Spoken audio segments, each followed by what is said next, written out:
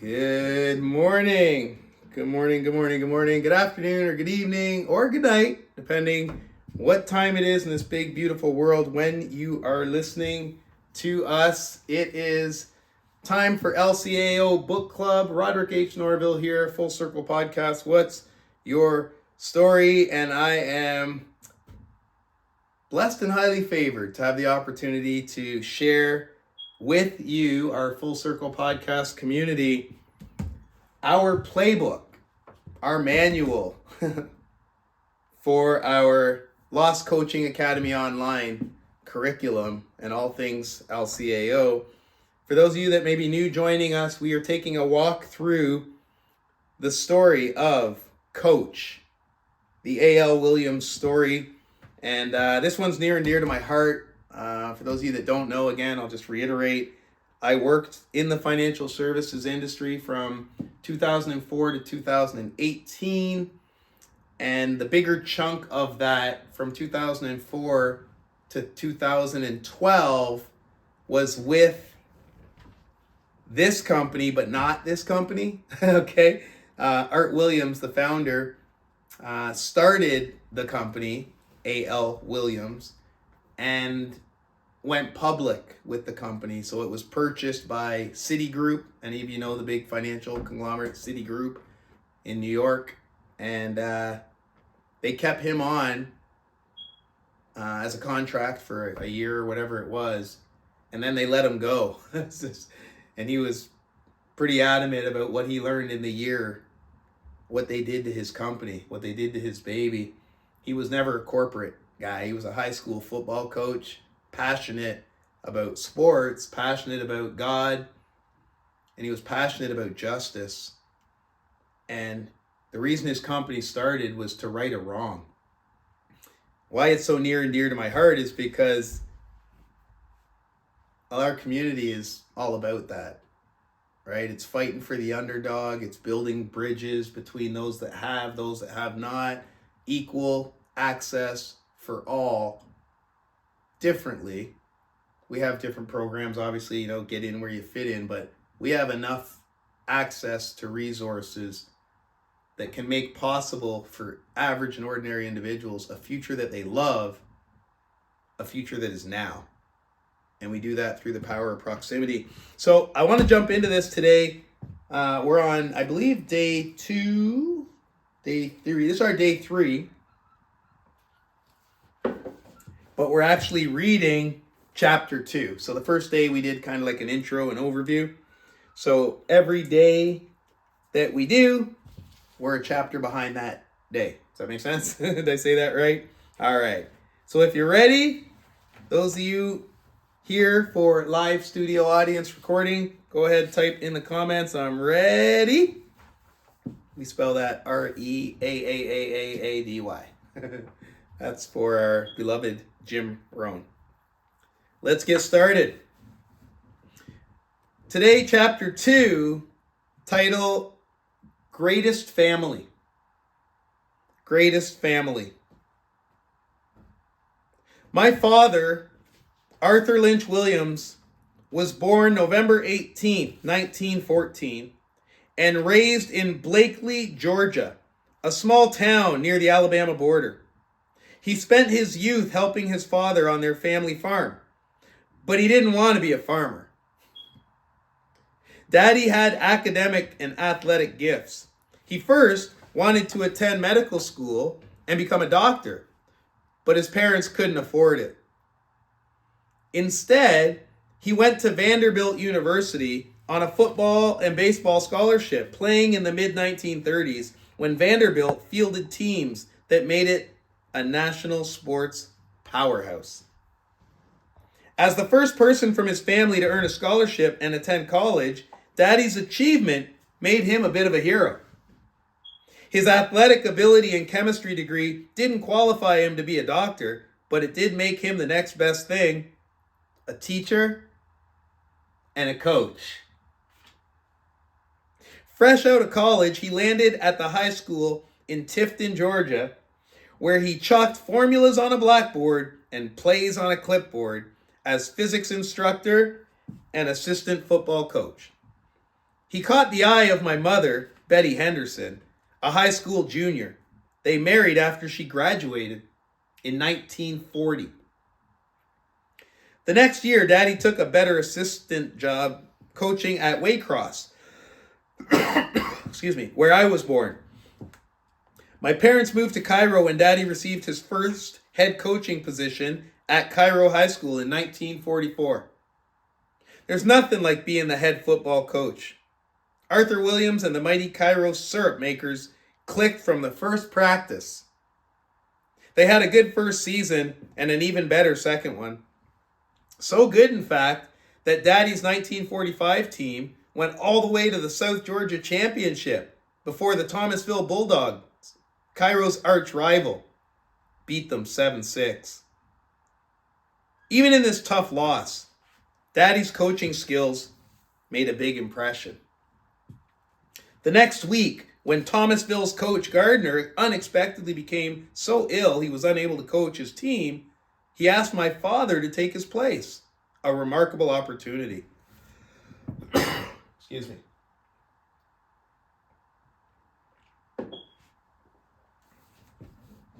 Can you imagine asking your arch rival to coach your team for the state championship? Amazing. But Coach Gardner had seen what my dad could do, and Thomasville won, of course. Not long after that, Jordan High School in Columbus, a big AAA school, came calling with a head coaching job, a big step up the coaching ladder. But it also meant our family had to move to Columbus. Before that happened, however, Mr. Julian Roddenberry made a fateful intercession.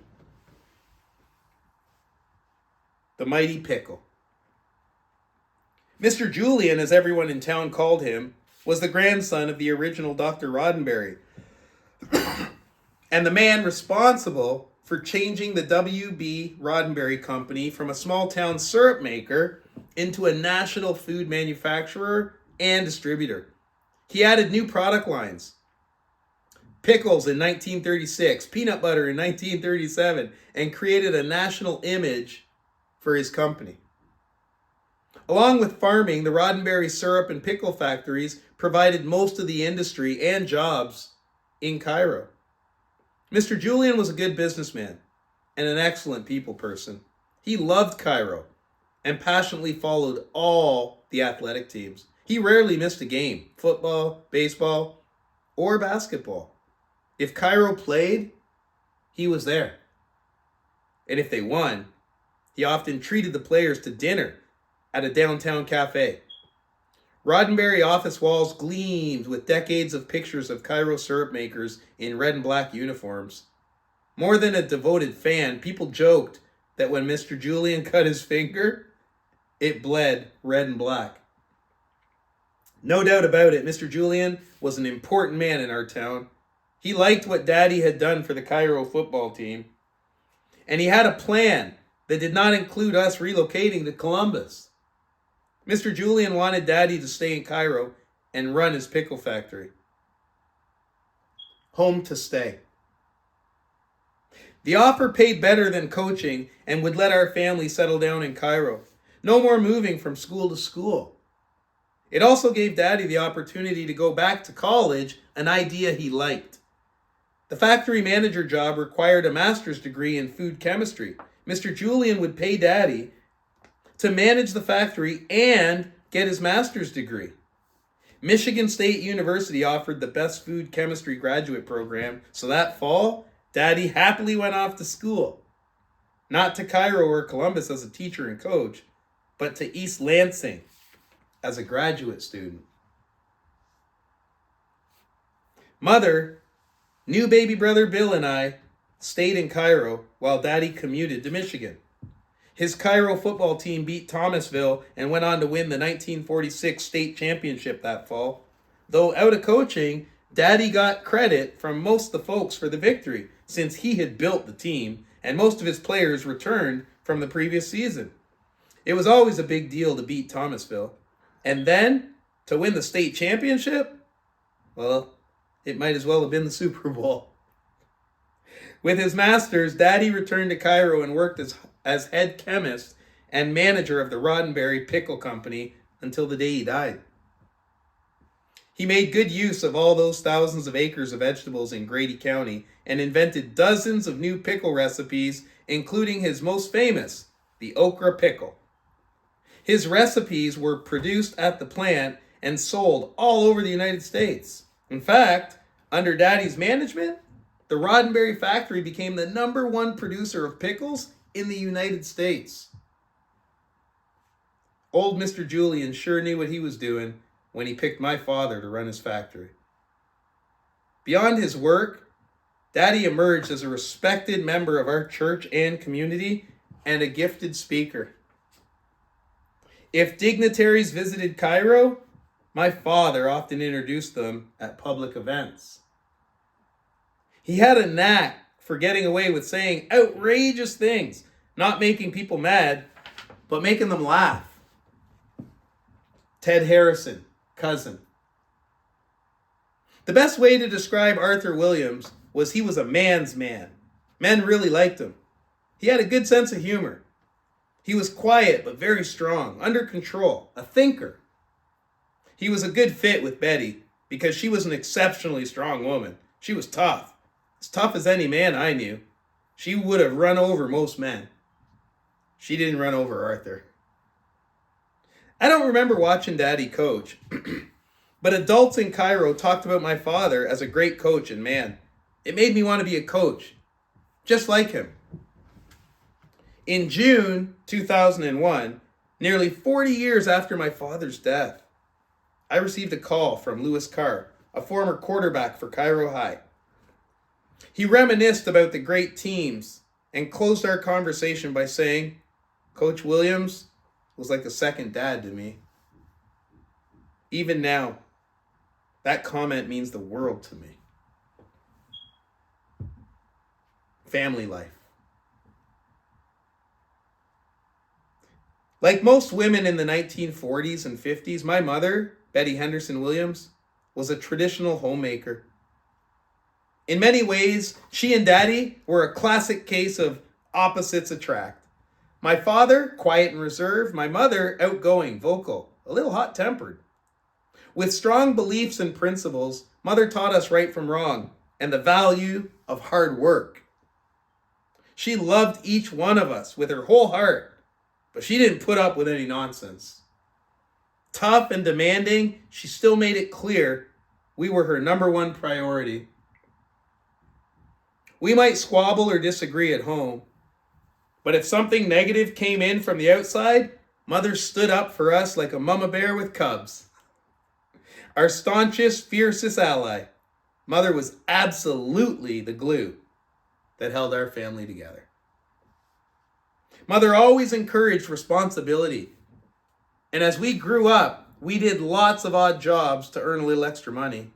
Selling peanuts, shelling peas, taking care of horses. At home, I often babysat my younger brothers so my parents could have a Friday night date. I changed diapers, warmed bottles, and got brothers to bed on time. I was just a kid myself. But all that stuff didn't bother me. My parents trusted me to take care of Bill and Don while they were gone, and I didn't let them down. I admired him greatly, but Daddy and I differed in many ways. With great taste in clothes, he always wore suits and ties to work. And he was a brain, the studious type. I hated to dress up, and I could have cared less about school. Daddy was laid back most of the time, but when I brought home report cards covered in C's, he would stalk out of the room, mad. Mother would wink at me and say, "Now, Arthur, calm down." Later, she'd put her arms around me and tell me I would do something special one day. She believed in me intensely, holding to the notion I would become successful, even if my grades didn't give a hint of it at the time. Attitude is everything. Mother often told us, "I don't care what you do, I will always be here for you." But she did have her limits. Her biggest issue? Attitude. She would not tolerate a negative attitude, pouting or quitting. She did not put up with it. No matter what happened, she expected us to stay positive, look happy, even if we weren't, and to never, ever quit. Mother gave us another gift, a strong sense of responsibility to be successful. She had a reason. My mother grew up in the shadows of very successful grandparents. Her grandfather, known to everyone as Papa Henderson, pretty much built the town of Osceola, Georgia, about 20 miles northeast of Tifton in the early 1900s. Papa Henderson was the local baron. He owned the bank, a large dairy, and lots of land. Mother's parents owned a turpentine business in tiny rural alfalfa. For schooling, she lived with her grandparents in Osceola, where she enjoyed a more luxurious lifestyle than her parents could offer. Until my great-grandfather died, Mother would take us to Osceola once a month for a big Sunday dinner with Papa Henderson. And he would tell us endless stories about his many accomplishments. Those Sunday dinners with Papa made great memories. Mother's relatives came, her brother Bob Henderson and his family from Cairo, and her sister Ann Harrison and her family from Tallahassee, including her son Ted, who became as close as a brother and would one day play a key role in my future. Everyone brought food like you couldn't believe. They'd fill up a long table with chicken, ham, roast beef, creamed potatoes, gravy, biscuits, rolls, and dozens of vegetable dishes, casseroles, homemade pies, and cakes. Plenty of sweet tea sweated the pitchers, and Daddy always brought his latest pickle recipes. We'd sit down and eat like crazy. After dessert, the women would throw a sheet over the table, and we kids would go off and play while the adults caught up on the news. At supper time, the sheet came off, and we ate all over again. Hog heaven. Mother's father inherited Papa's fortune, but sadly, lost it all in bad business decisions. A source of deep disappointment for my mother. Her positive and exuberant spirit overcame that hurt, though. She looked to us, her children, to do our best in future professions, whatever they might be. Responsibility to family to her was everything. We're going to put a pin in it right there. We're going to stop there for today. And I just wonder, as we get through that, what was that like for you as you're listening to me? You know, the word family can have a lot of different meanings, can't it? Now, I'm not going to ask for a show of hands, but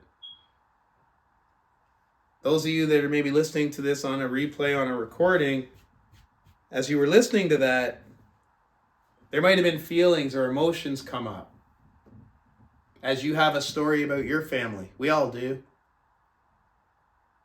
And good, bad, or indifferent, here's what I want to challenge you today. This is a coaching academy. And what we typically coach people to do is have a shift in perspective. A shift in the way they see things. A shift in the way things occurred to them. Because all unhappiness, if you're taking notes, write this down. All unhappiness comes from a basis of comparison. What does that mean? It means we feel if we're not happy, we would be happier if something is missing. I'd be happier if only, I wish. These are comparisons. Comparing what we wish could be to what is. The hardest part about personal development, personal growth, is accepting and choosing happiness right where we are. I'm going to say that again. The toughest part of personal growth and personal development is choosing happiness right where we are. Despite the circumstances, despite the situation, choosing happiness, because happiness is a choice. I know it doesn't feel like it. I know. I remember very well. I will never forget I was choosing depression. And that's a tough one. And here's why I say that. I say that because you can't be happy and depressed at the same time. And happiness comes from gratitude. We always have things we can be grateful for. But if we choose to focus on things we wish were different, you can't focus on gratitude at that same time. In that moment, you cannot. You cannot head north and south at the same time. So, when we say happiness is a choice, what we mean is we have the ability to choose what we want to focus on and what we want to think about. We don't feel like it when we're in that moment, when we're feeling sad, depressed, anxious, worrisome, resentful, bitter, anxious, all of it. All of these emotions are thoughts. They're thoughts. If I cut you, emotions don't fall out on the floor. Hello? I don't slice your arm and look on the floor and go, wow, look at all the emotions. Look, there's sadness. There's, whoa. Look at anxiety. That is a horrible looking. Emotions don't fall out. Just blood. So then what are emotions? They're feelings. They're thoughts. They're pictures. They're stories. And human beings have the only ability to do something that no other mammal can. It's called metacognition. Metacognition. We have the ability to think about what we're thinking about. And we can choose to think about something else. We got to make better choices. So they say, friends are the family we choose for ourselves. So if you have a story about your family, go find a family you choose for yourself and choose wisely. My name's Roderick H. Norville, Full Circle Podcast. What's your story? This has been another episode of LCAO Book Club. We'll see you tomorrow.